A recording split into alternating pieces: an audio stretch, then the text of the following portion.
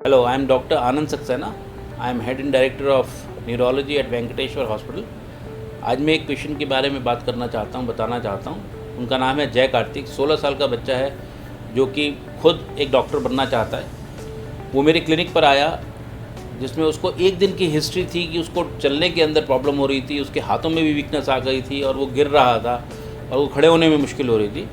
हमने उसी वक्त उसका टेस्ट किया, NCB, जिसको नर्व कंडक्शन स्टडी कहते हैं, जिसमें हमें डायग्नोसिस मिला गुलेन-बेरे सिंड्रोम का। गुलेन-बेरे सिंड्रोम एक बीमारी होती है जिसके अंदर की पेशेंट को पैरालिसिस होता है, जो कि या तो नीचे से ऊपर की तरफ बढ़ता है या ऊपर से नीचे की तरफ बढ़ता है। इस बच्चे में नीचे से ऊपर की तरफ बढ़ता है, लोअर लिम्ब, उसके बाद बहुत ही तेज़ी से प्रोग्रेस होकर के हाथों के अंदर आता है।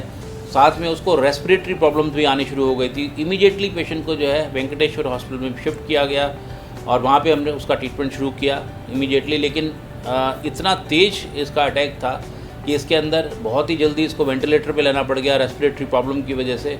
उसके साथ साथ इसकी सॉलोइंग की डिफ़िकल्टी डेवलप हो गई। इसको धीरे धीरे करके फेशियल पैल्सिस, की आंखें बंद नहीं हो रही थी, ये सब आ गया। इसके अलावा एक और कॉमन प्रॉब्लम जो वेरी अनकॉमन होती है GBS के अंदर, जो हमने देखा है इसके साथ, कि इसका हार्ट रेट बहुत ज़्यादा बढ़ जाता था, इसका BP में बहुत ज़्यादा फ्लक्चुएशन थी और बहुत ज़्यादा परस्पिरेशन, बहुत ज़्यादा स्वेटिंग होती थी, इसको एक्सट्रीम स्वेटिंग होती थी।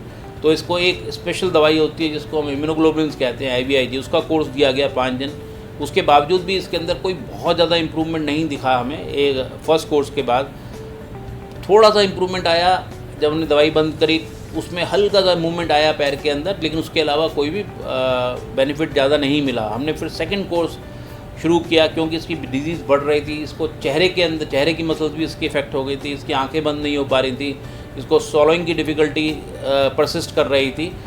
तो और साथ में इसके जो हार्ट रेट में और प्रेस्पिरेशन में और BP के अंदर बहुत ज़्यादा फ्लक्चुएशंस थे। इसकी वजह से हमने सेकंड कोर्स IVIG का भी दिया इसको।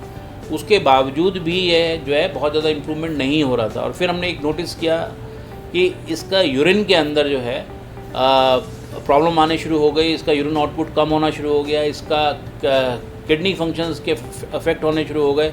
तो इमीडिएटली इसको शिफ्ट किया गया IVIG से। हमने इसको जो है हमने प्लाज्मा फेरेसिस पे शिफ्ट किया और प्लाज्मा फेरेसिस के बाद ये बच्चा धीरे धीरे करके इम्प्रूव करना शुरू किया और इम्प्रूव करते करते अब इस स्थिति में है कि 2-3 दिन में हम इसको डिस्चार्ज कर रहे हैं। इसका वेंटिलेटर से बाहर आ चुका है, खुद खाना खाता है, पैरों को उठा सकता है, हाथों को उठा सकता है, पूरी तरह कॉन्शियस है, अलर्ट है। ये बहुत ही डिफ़िकल्ट केसेस होते हैं इस टाइप के अंदर। इनमें मोर्टेलिटी बहुत ज़्यादा होती है इन पेशेंट्स के अंदर। और ख़ास तौर पे ये एक बहुत यूनिक केस था क्योंकि GBS के साथ में इसको किडनी की प्रॉब्लम भी आ गई थी, जिसको ग्लोमेरुलर नेफ्राइटिस कहते हैं।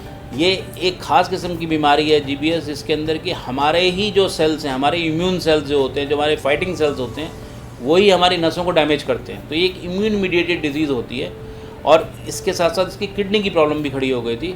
और उन दोनों चीज़ों से निकल करके ये बहुत हद तक इम्प्रूव कर गया। फिर काफ़ी इन्फेक्शन वगैरह भी हुए, उनसे भी ये रिकवर करते हुए अब बहुत अच्छा हो चुका है और अब अपने घर जाने के लिए तैयार है। कल या परसों में हम इसको डिस्चार्ज करने वाले हैं। कृपाल सिंह यादव, सिगौवाद, डिस्ट्रिक्ट फिरोजाबाद, उत्तर प्रदेश से। मेरा पौत्र जया कार्तिक 7 जून को दोपहर से उसके हाथों में पैरों में कुछ सुन्नपन शुरू हुआ। तो उसका मामा यहाँ रहते थे, उन्होंने डॉक्टर साहब आनंद जी सक्सेना जी को दिखाया।